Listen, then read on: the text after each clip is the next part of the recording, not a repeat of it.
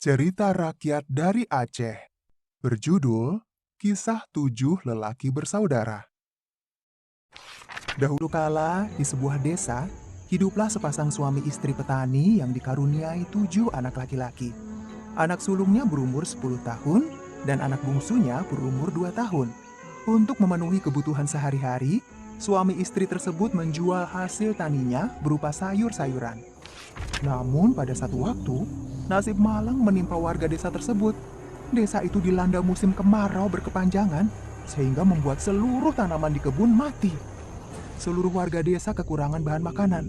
Begitupun keluarga dari petani sayur itu. Bahan makanan kita telah habis.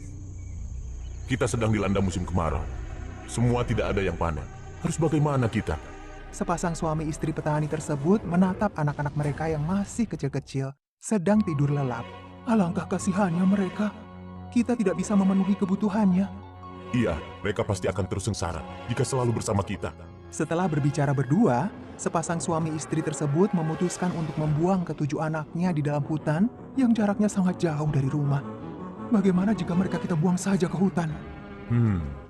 Patut dipertimbangkan. Karena kita juga tidak bisa memberikan mereka makan. Agar mereka tidak curiga, besok kita ajak mereka ke hutan. Kemudian saat kita semua beristirahat, aku akan pergi mencari air dan kau menyusul. Baru kita kabur meninggalkan mereka di tengah hutan. Tanpa disadari, pembicaraan sepasang suami istri tersebut didengarkan oleh anaknya yang ketiga. Ternyata ia hanya pura-pura tidur.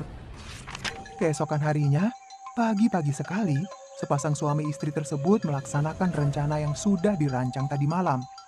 Mereka mengajak seluruh anaknya ke hutan untuk mencari kayu bakar. Ayo anak-anak, bawa bekal secukupnya. Kita cari kayu bakar bersama di hutan. Mereka pun menuju ke hutan yang sangat jauh dari rumahnya. Hutan itu sangat luas dan sangat angker. Di dalam hutan tersebut, ada banyak raksasa jahat. Setelah berjalan cukup jauh, mereka pun memutuskan untuk beristirahat di tengah hutan. Wahai anak-anak, ayo istirahat dulu. Baik, Bu. Mereka membuka bekal makanan yang dibawa dari rumah. Anak-anak pun mulai menikmati makanan sederhana itu. Seperti yang direncanakan tadi malam, sepasang suami istri tersebut berniat untuk meninggalkan anak-anaknya di tengah hutan. Setelah saling melempar kode, keduanya pun memulai rencananya. Sepertinya kita kehabisan air minum. Ayah dan ibu akan pergi mencari air di sungai. Iya, kalian beristirahat dulu di sini. Tapi jangan lama-lama ya, Bu. Aku takut kalau tidak ada Ibu.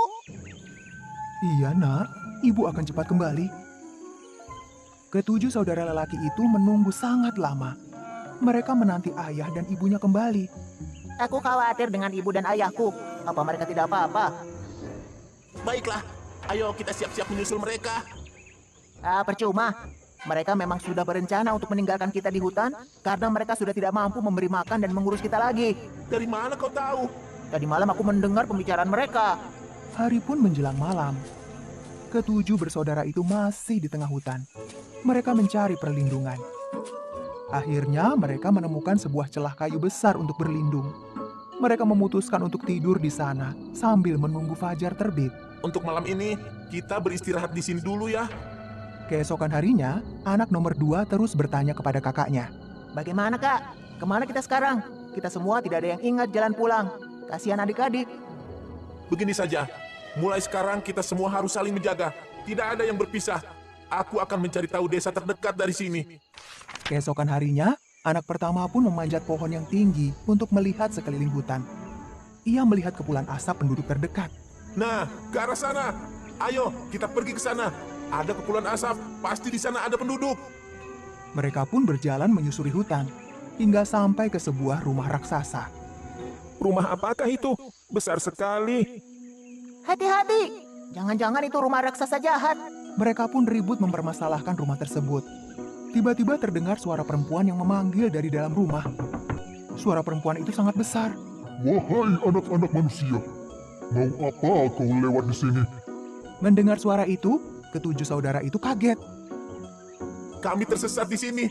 Kedua orang tua kami sengaja meninggalkan kami di dalam hutan ini. Karena merasa iba, akhirnya raksasa besar tersebut keluar dari rumahnya dan mempersilahkan mereka untuk masuk. Awalnya mereka sangat kaget. Namun raksasa itu menyambutnya dengan sangat ramah.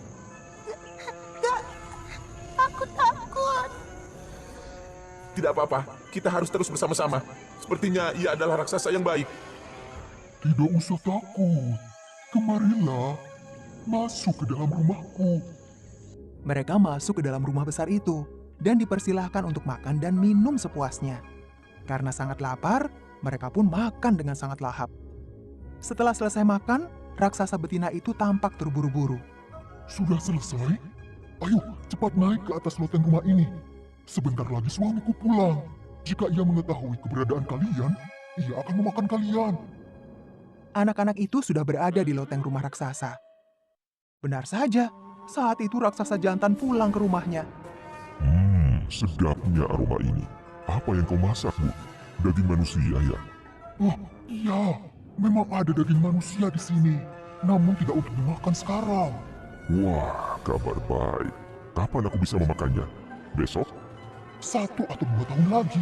Mereka masih kecil. Tunggulah sampai besar sedikit. Sang raksasa jantan pun menuruti ucapan istrinya. Selamatlah ke-7 anak tersebut. Keesokan harinya, sang raksasa betina menyuruh anak-anak itu untuk segera pergi dari sana. Ia memberikan bekal yang banyak, uang emas dan permata. Pergilah dari sini. Bawalah ini untuk bekal keperluan kalian. Jaga adik-adikmu dengan baik, ya. Ke-7 saudara itu menyusuri hutan yang sangat lebat, menaiki bukit, gunung, hingga melewati lembah. Sampailah mereka di sebuah pantai yang sangat luas. Akhirnya, setelah perahu itu jadi, mereka berlayar dan sampai di sebuah negeri yang dipimpin oleh raja yang bijaksana. Di negeri itu, mereka menjual emas dan permata yang diberi oleh raksasa betina. Ini, kami ingin menjual emas dan permata ini. Wah, di mana kau mendapatkannya?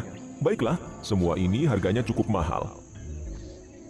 Uang penjualan emas dan permata itu, mereka belikan tanah yang sangat luas. Kemudian mereka membaginya rata menjadi 7 bagian. Aku telah membaginya dengan rata.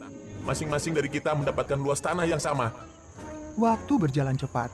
Tidak terasa sudah 15 tahun kemudian. Selama itu, mereka menanam kebunnya dengan berbagai tanaman. 7 bersaudara itu pun tumbuh menjadi pemuda yang tampan dan sukses mengelola perkebunannya. Si bungsu selalu merasa rindu dengan sang ibunya. Ia pun mengajak ke-6 kakaknya untuk menemui orang tua mereka. Benar, mereka yang membesarkan kita. Jadi kita berhutang budi. Mereka pun menyusuri desa demi desa untuk mencari orang tuanya. Hingga tibalah mereka di sebuah desa yang sangat terpencil. Di sana, mereka menemukan orang tua mereka yang hidup sengsara. Akhirnya, mereka mengajak orang tuanya untuk tinggal bersamanya. Maafkan ibu, nak. Mulai saat itu, kedua orang tua itu menyesali perbuatannya. Mereka akan lebih taat beribadah untuk meminta pertolongan kepada Tuhannya.